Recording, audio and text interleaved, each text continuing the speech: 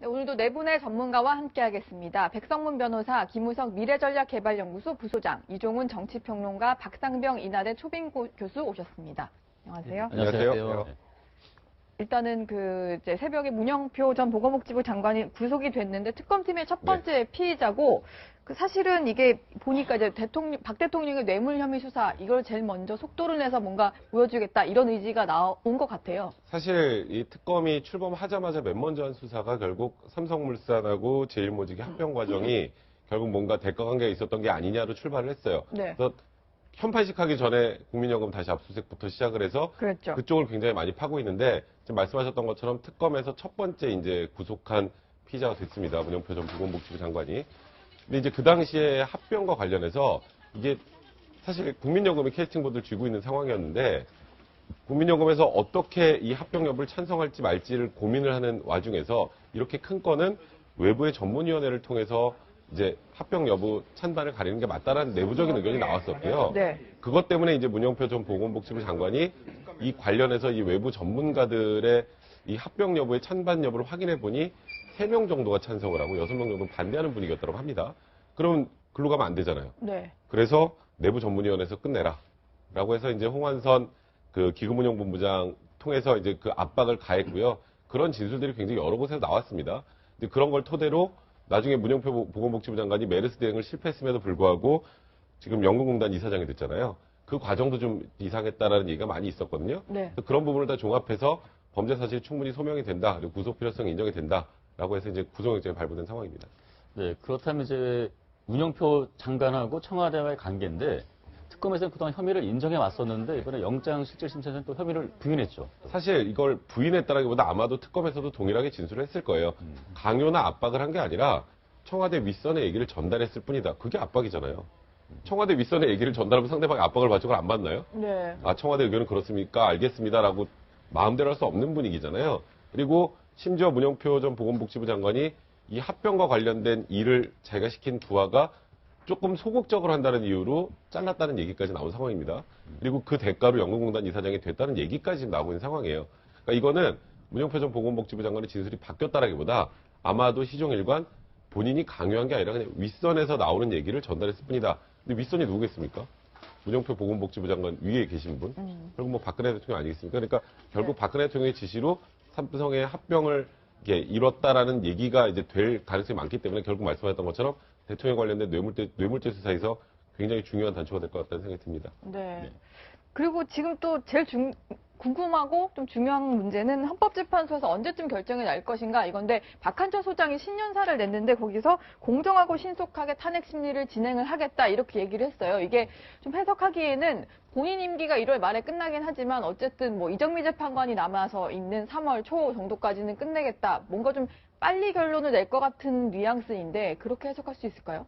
일단은 빠르다라고 얘기하는 건 좀 상대적일 수가 있는 것 같아요. 3월 13일 날 이정민 재판관이 임기가 다하지 않습니까? 그럼 그 이전에 뭐 결론을 낼 거다 이런 예측들이 많이 있죠. 예.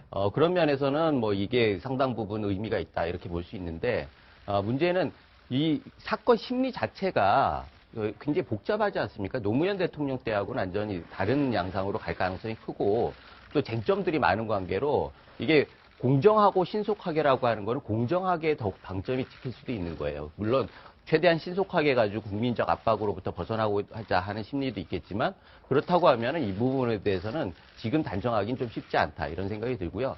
그런 의미에서 헌재에서도 뭐 공정하고 심판한 원칙적인 얘기만 했지 언제까지 할 거다라고 기일을 잡지는 못하는 것 같고 네. 이런 경우에 있어서는 결국 3월 초가 아니면은 그 이후로 미뤄져 가지고 4월 5일까지도 갈 수 있다 이렇게 볼 수 있는데 이런 경우에는 굉장히 국민들의 압박이 헌재에 집중되고 그렇게 되면은 정치권의 일정도 굉장히 꼬이게 될 거다. 대선 일정이 헌재 그 판결에 의해서 이루어지기 때문에 그래서 4월 6월 원래 그 질서 있는 퇴진에서는 4월 퇴진 6월 대선이라고 하는 그런 안을 제시했는데 그것을 무시하고 일단 탄핵으로 갔다라고 하는 것들은 일단은 4월보다는 좀 빨리 해야 한다라고 하는 외부적인 압력이 있는 거 아니겠습니까? 그런 면에서는 3월 정도까지는 할 수 있다. 그렇게 잡는다. 이렇게 볼 수 있고요. 네. 그것이 시기를 이렇게 딱 결정을 하기보다는 내용적으로 가가지고 얼마든지 유동적일 수 있다라고 하는 두 가지 측면이 다 있다고 봅니다. 네. 네, 그럼에도 그래도 증인신문 일정을 잡는 거 보면 그래도 현재에선 속도 정원을 많이 강조하고 있는 것 같아요. 3, 5, 10 이렇게 네. 제시를 했는데 어떻게 진행이 됩니까? 그러니까 일단 그 준비 절차를 3번 정도 거쳤잖아요. 그러면서 이제 헌재에서 절차적인 거 더 이상 이제 문제 삼지 않겠다. 그냥 우리 실체적인 판단을 하겠다라고 해서 1월 3일이면은 이제 시무식하고 바로 시작입니다. 네. 3일, 5일, 10일 이렇게 연달아 3번의 기일을 잡고 그 3번 기일 중에 이제 이재만, 안봉근, 윤전추, 이영선 행정관 그리고 뭐 최순실, 안종범, 뭐 정호성, 비서관까지 이제 증인신문 기일까지 다 잡았어요. 그러니까 이거는 의지입니다. 최대한 빨리 신속하게 처리하겠다. 아까 말씀하셨던 것처럼 물론 이게 뭐 4월이 될지 5월이 될지 더 늘어질 수도 있습니다. 워낙 쟁점이 많고 복잡하기 때문에. 그런데 헌재가 준비기일에서 13가지의 쟁점을 5개로 압축을 했고요. 5개 관련해서 최대한 신속하게 가겠다는 거고 지금 변호인단 측에서는 계속 무죄 추정의 원칙 얘기를 하잖아요. 네. 근데 헌법재판소에서 무죄 추정의 원칙이 엄밀하게 지켜지려면 박근혜 대통령이 퇴임하고 박근혜 대통령이 재판 받고 해야 됩니다. 원래. 그러니까 그 완벽한 류의 무죄 추정의 원칙은 지켜질 수 없는 심판이에요. 탄핵심판 자체가. 또 탄핵심판에서 별개로 특검팀의 자료까지 나중에 다 받아서 그걸 기초로 해서 최대한 빨리 신속하게 한다는 걸 보면 지금 분위기로는 이정미 선임재판관이 물러나기 전 3월 13일 전에는 끝을 내겠다는 일단 의지를 보여주는 게 아닌가 싶습니다. 지금 그 변론기일에 채택된 증인들 같은 경우는 사실 최순실, 정호성, 안봉근 계속 뭐 안 나오겠다 이렇게 했던 사람들 아닙니까? 근데 이 헌법재판소 재판정에는 나와야 되는 거죠? 네, 나와야 됩니다. 나와야 되고요. 안 나오면 또 그거 가지고 처벌받을 수도 있고요.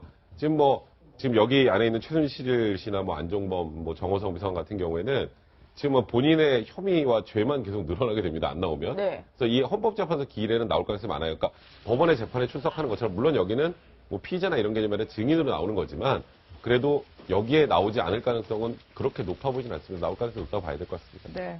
그래서 애초에 또 관심은 또 박근혜 대통령이 또 헌법재판소 재판장에 설까, 신문대 설까가 네. 관심이었는데 안 나오는 걸로 정리가 된 거죠. 저는 뭐 안 나올 거라고 애시당초 생각을 했고요. 네. 그리고 이게 그 통상적인 그 형사재판은 피고인이 당연히 나와야 되죠. 그렇죠. 그건 뭐 당연히 나와야 되는 거지만 헌법재판소 탄핵심판은 저번에 노무현 대통령 탄핵심판 때도 노무현 대통령이 나오지 않으셨습니다. 그리고 꼭 나와야 되는 건 아니고요. 뭐 박근혜 대통령은 당사자지 뭐 증인이 아니기 때문에 예. 강제로 출석시킬 수 있는 방법이 없습니다. 그래서 사실상 박근혜 대통령은 이번에 탄핵심판 절차에 출석하지 않는 걸로 정리된 것 같습니다. 지금 근데 그 헌법재판소의 어떤 이제 심리를 준비를 하면서 대통령 대리인단이 뭐 사실조회 요청 이런 것들은 좀 지연 작전을 쓰는 것 같은데 이게 사실 여론에는 상당히 안 좋은 영향을 주고 있잖아요. 뭔가 이제 좀 시간 끌기 나선 거 아니냐 이런 얘기인데 실제로 좀 재판이나 이런 데서의 영향은 좀 어떻게 될 거라고 보세요? 별로 영향을 안 주는 것 같아요. 그러니까 일단 저 헌재 측에서 그거를 별로 이렇게 인정하지 않는 그런 분위기이기 때문에 네. 그냥 그대로 가는 것 같아요. 그리고 이제 뭐 역시 이제 대통령 증인 출석도 이제 필요 없다라고 일단 판단을 내린 것 같고, 그러니까 문건을 가지고도 충분히 판단을 내릴 수 있다라는 생각을 하는 것 같습니다. 그리고 어찌됐건 지금 재판은 지금 굉장히 빠르게 지금 이제 그 심판 일정을 좀 진행을 하고 있지 않습니까? 저는 박한철 그 강조한 게 있어요. 그래서 뭐 그런 이유로 해서 이걸 결국 뭐 기각적으로 지금 몰고 가려는 거 아니냐라고 하는 일각의 특히 야권 진영의 우려도 없지 않다. 그래서 그 점도 우리가 함께 일단 고려를 좀 해봐야 될 것 같고요.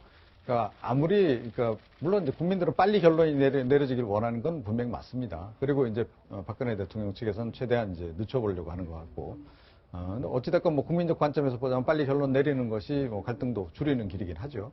그렇다고 해서 그러니까 따져야 될 것을 안 따지고 그냥 넘어가는 것. 이거 역시 이제 문제다. 그래서 저는 따질 건 제대로 따져가면서 결론을 내리더라도 내리시는 게 좋지 않겠나. 네. 이렇게 제가 생각합니다. 그 사실조 신청 가서 관련해서 한마디만 좀 말씀드리면 이것도 결국 태블릿 PC입니다. 왜 지금 헌재 그 탄핵 심판에서 태블릿 PC의 누구 소유 문제를 다루는지 전 도저히 이해가 되지 않지만 최근에 모든 재판 과정 일련의 과정을 보면 정호성 비서관 측 변호인이 변경이 되면서 갑자기 난데없이 태블릿 PC 관련된 얘기를 하고 있죠. 누구 건지 이게 오염된 거 아니냐.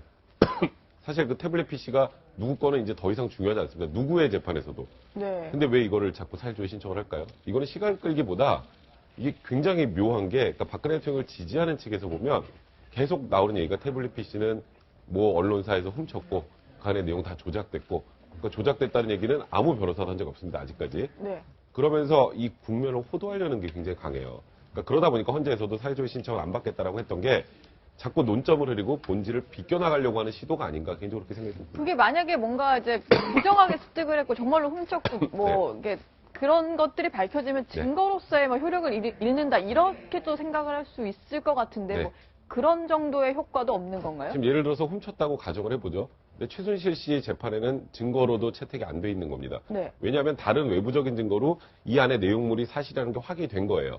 그리고 정호성 비서관 같은 경우에도 이 태블릿 PC가 진짜인지 아닌지를 떠나서 본인 스스로 자백을 했고 그 외에 유출됐다는 여러 경로들이 밝혀졌습니다. 거기다가 핸드폰 통화 녹음 파일이 있죠. 그래서 지금 태블릿 PC는 더 이상 지금 이 국정농단 사건에서 중요 증거도 아닐 뿐더러 아예 네. 사실상 없어도 그만인 겁니다. 예. 근데 지금도 아직도 계속 태블릿 PC가 누구 거냐, 이걸 훔쳤냐, 뭐 이런 얘기를 하는 건 결국 여기서 이 지지하시는 분들 더 나가서 봐, 이거 봐, 결국 안에 게 다 이거 조작돼가지고 지금 없는 일이 있는 것처럼 만들어졌어라고 하시는 분들이 지금도 많아요, 생각보다. 네. 그러기 위해서 지금도 계속 태블릿 PC 얘기를 하고 있는 게 아닌가. 좀 의도가 좀 의심스럽습니다. 네.